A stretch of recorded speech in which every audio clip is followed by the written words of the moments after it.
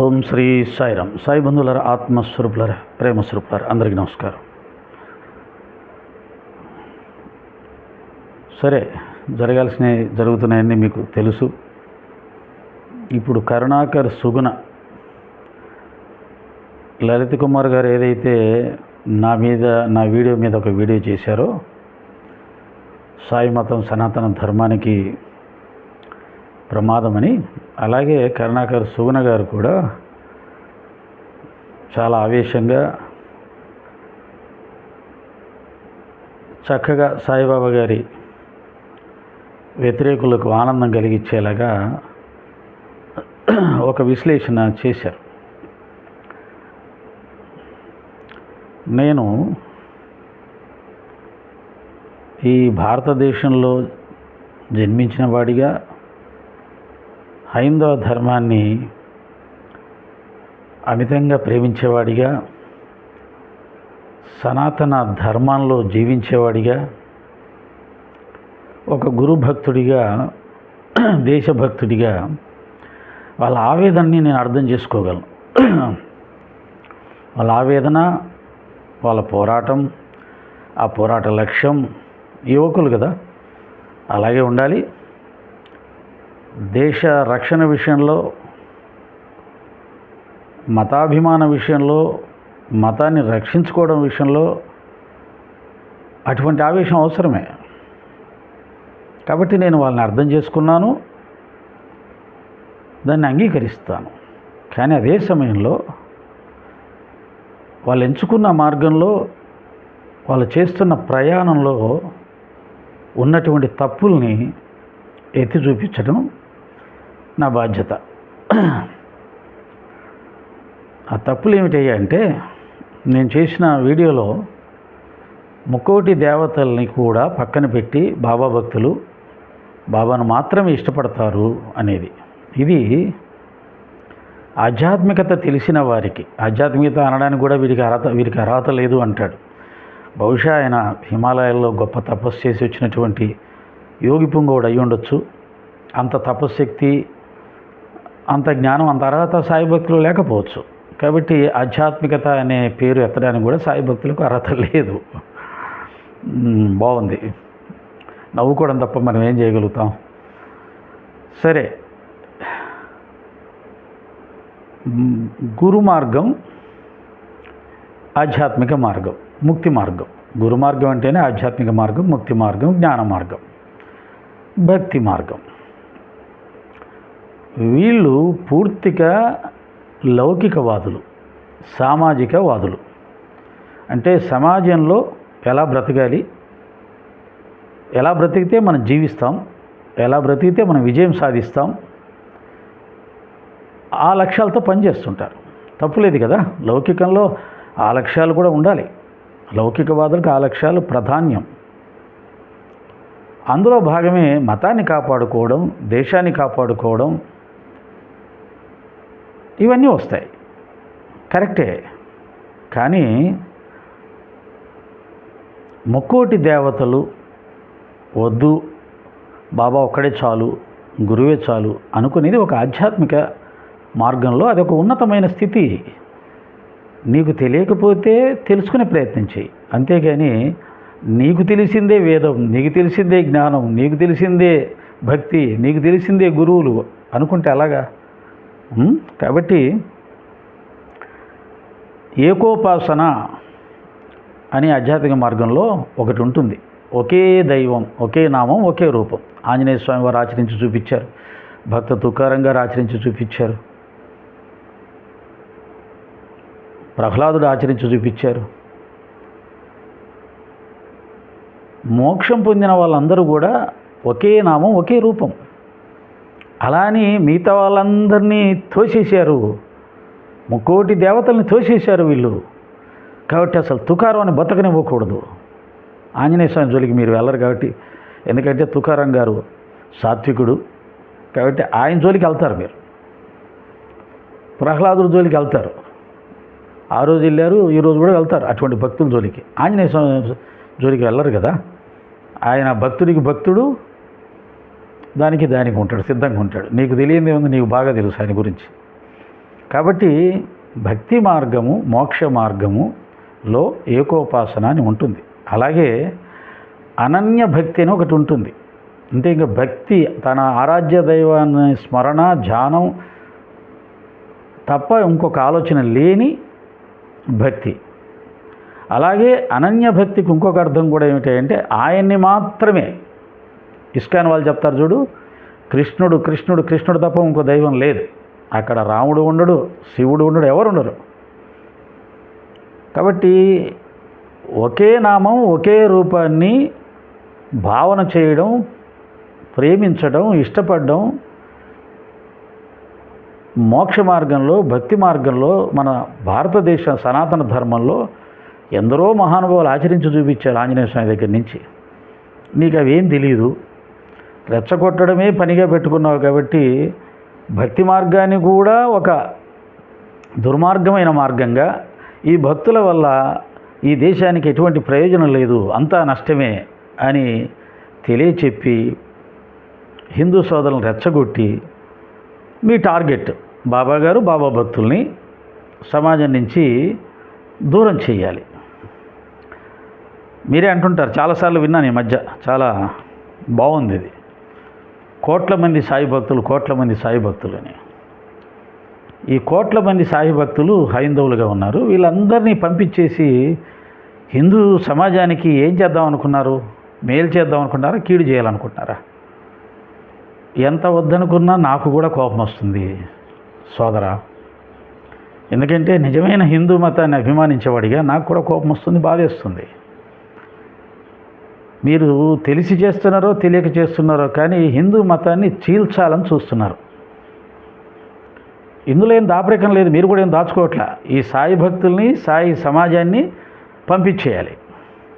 కోట్ల మంది సాయి భక్తులు, కోట్ల మంది హిందువుల్ని పక్కకు పంపించేయాలి.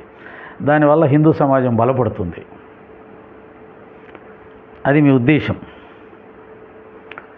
ఒకసారి జాగ్రత్తగా మళ్ళీ ఒకసారి ఆలోచించుకోండి. మీరు చేసే ఈ ప్రయత్నంలో సాయి భక్తులుగా ఉన్నటువంటి హిందువులను హిందూ సమాజం నుంచి పంపించేసి మీరు హిందూ సమాజానికి ఏ విధమైన మేలు చేయాలనుకుంటారో ఒకసారి ఆలోచించుకోండి. ఆ విషయం తగ్గించుకుంటే అన్నీ తెలుస్తాయి. కాబట్టి నీకు కొంత ఆధ్యాత్మిక జ్ఞానాన్ని కూడా చెప్తాను, విను. ముక్కోటి దేవతలు వేరు, శివుడు వేరు, రాముడు వేరు, కృష్ణుడు వేరు, విష్ణువు వేరు, అమ్మవారు వేరు, విఘ్నేశ్వరుడు వేరు. ఓకే, ఎందుకని? వీళ్ళందరూ దేవుడు, భగవంతుడు, దేవుడు, భగవంతుడు, ఈ పర్యాయ పదాలు దేవుడన్నా, భగవంతుడన్నా, పరబ్రహ్మ అన్నా, జగన్మాత అన్నా, ఇవి ఈ సృష్టికి మూలమైనటువంటి రూపాలు. ముక్కోటి దేవతలంటే వీళ్ళు రారు. వీళ్ళు దేవుడిగా పిలువబడతారు, జగన్మాతగా పిలువబడతారు, భగవంతుడిగా పిలువబడతారు. ఏ రకంగా ఎన్ని పేర్లతో పిలిచినా వీళ్ళందరూ ఒకటే, ఒకే శక్తి, ఒకే శక్తికి సంబంధించిన వాళ్ళు, పరబ్రహ్మకు సంబంధించిన వాళ్ళు. ఇక దేవతలు వేరు. ముక్కోటి దేవతలు ఎక్కడున్నావయ్యా? 33 కోట్ల దేవతలు ఎక్కడున్నారు? చెప్పగలుగుతావా పేర్లు? 33 కోట్ల దేవతల పేర్లు చెప్తావా? పోనీ 1,00,000 మంది దేవతల పేర్లు చెప్తావా? పోనీ 1000 మంది దేవతల పేర్లు చెప్పగలుగుతావా? ఊరికే అనడమే 33 కోట్ల మంది దేవతలని. వాళ్ళందరూ కూడా దేవలోకంలో అనగా స్వర్గలోకంలో ఉండేటువంటి వాళ్ళు, పైలోకంలో ఉండేటువంటి ప్రజలు. ఒక రకంగా భూలోకంలో జీవించే వాళ్ళందరూ ఏ విధంగా మానవులో, పైలోకాల్లో జీవించే వాళ్ళందరూ దేవతలు.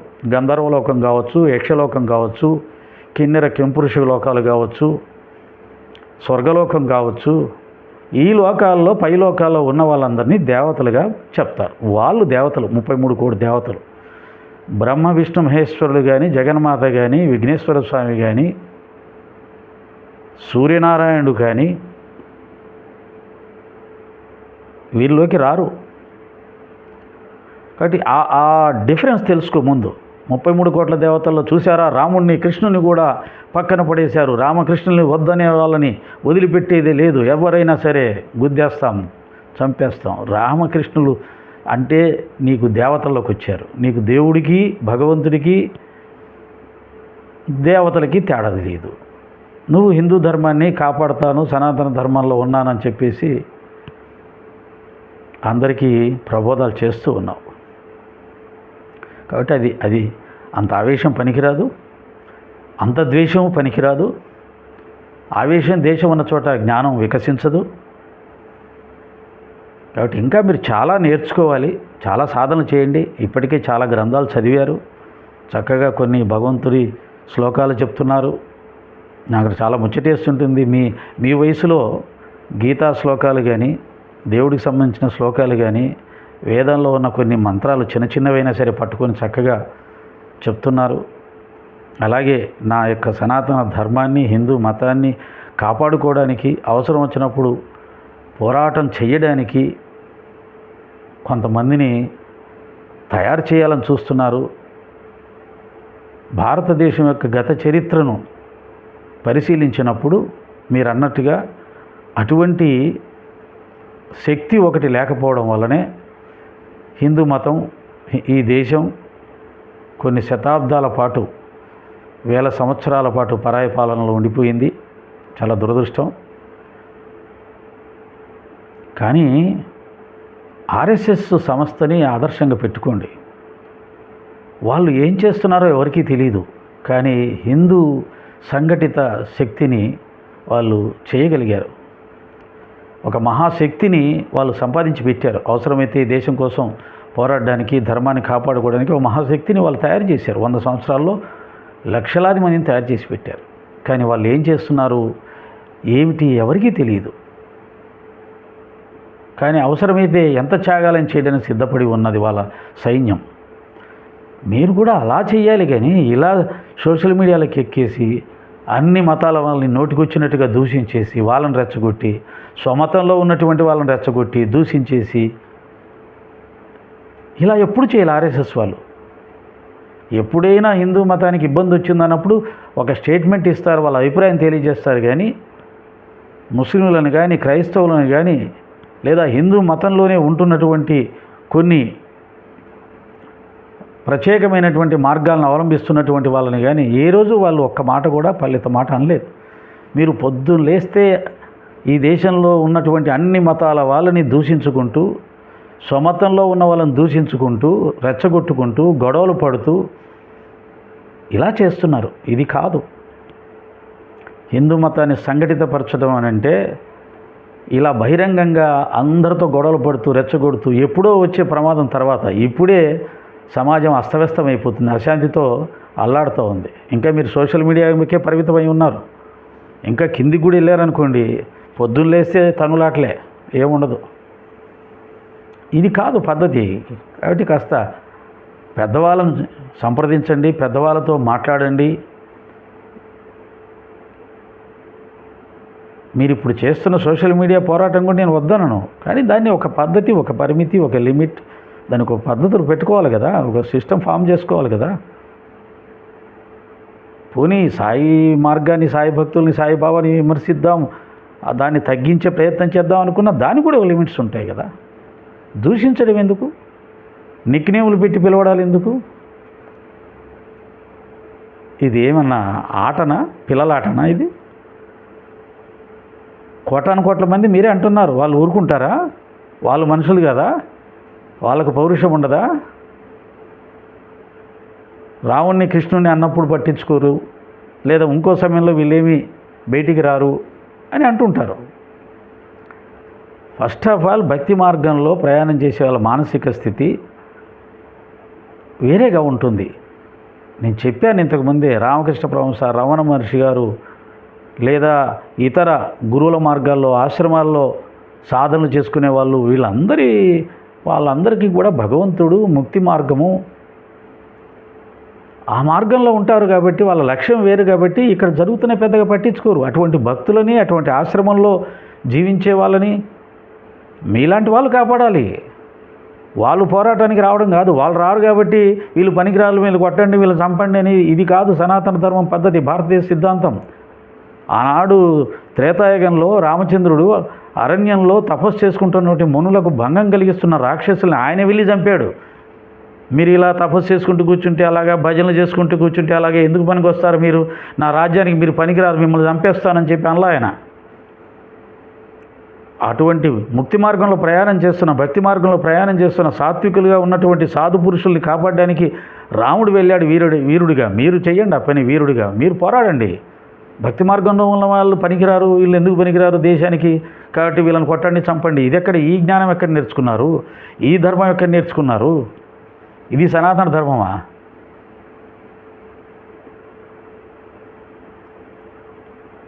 కాబట్టి సాయిబాబా భక్తులు గురు మార్గంలో పోతున్న వాళ్ళు, భక్తి మార్గంలో పోతున్న వాళ్ళు, వాళ్ళల్లో ఎవరైతే ముక్తి మార్గాన్ని ఎంచుకున్నారో, భక్తి మార్గంలో పోతూ ఉన్నారో, అనన్యభక్తులై అనన్యభక్తిని సాధన చేసేటప్పుడు, ఏకోపాసన సాధన చేసేటప్పుడు, అవన్నీ సనాతన ధర్మంలో ఎంతోమంది మహాత్ములు మహాభక్తులు ఆచరించి చూపించిన మార్గం. కాబట్టి అటువంటి మార్గాల్లో అటువంటి స్థితుల్లో ఉన్న వాళ్ళ స్థితిని నేను వివరించి చెప్పాను. సాయి భక్తులు బాబాగారి బోధనల కారణంగా మోక్షమే మానవ జన్మ పరమార్థం ముక్తి అని చెప్పారు ఆయన. ఆ ముక్తికి మార్గం అహంకారాన్ని వదిలేసి సత్వగుణంతో భగవంతుని చేరుకోగలమని మన సనాతన ధర్మం చెప్తుంది. సత్వరజస్తమో గుణాలు, సత్వగుణం శాంతం. బ్రాహ్మణులు ఉన్నారు, వేదాధ్యయనం చేసే వాళ్ళు ఉన్నారు, మఠాల్లో పీఠాల్లో ఉన్న వాళ్ళు ఉన్నారు. వాళ్ళందరూ కత్తులు పట్టుకొని యుద్ధం చేస్తారా?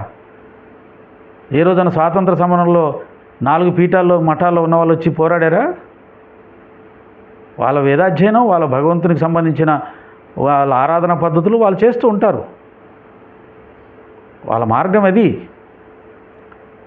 వాళ్ళ శక్తి భక్తే శక్తి. వాళ్ళను వాళ్ళ భగవంతుడు కాపాడతాడు. అలాగే సాయిబాబా భక్తుల్ని కూడా సాయిబాబాను కాపాడతారు. ఈ దేశానికి కష్టం వస్తే సాయి భక్తులు యుద్ధం చేయకపోవచ్చు, కానీ ఇంట్లో కూర్చొని తమ గురువుని ప్రార్థన చేస్తారు, ఈ దేశాన్ని కాపాడవయ్యా, రక్షించవయ్యా అని. ఆ గురుశక్తి కాపాడుతుంది. భక్తుడికి ఎప్పుడూ స్వశక్తి ఉండదు. భగవంతుడి శక్తే భక్తుల్లో ప్రవేశించి అతన్ని కాపాడుకుంటుంది. ఆదిశంకరాచార్యుల్ని శిరస్సు ఖండించాలని, బలి చేయాలని చెప్పి ఆటవికుడు ప్రయత్నిస్తే నరసింహస్వామి వచ్చి కాపాడాడు. ఆదిశంకరాచార్యులు ప్రయత్నం చేయలే ఆయన. భక్త తుకారాన్ని హింస పెట్టాలంటే, మీలాగే బాధలు పెట్టాలని చూస్తే పాండురంగుడు కాపాడాడు ఆయన్ని. ప్రహ్లాదుని హింసించాలని చూస్తే, చంపాలని చూస్తే నారాయణుడు కాపాడాడు. వాళ్ళు తిరగబడలా. కాబట్టి వీళ్ళందరినీ, భక్తులందరినీ చంపేయాలి, పనికిరారు దేశానికి అనే పద్ధతిలో చెప్తున్నావే, అది పరమ దుర్మార్గమైన మార్గం.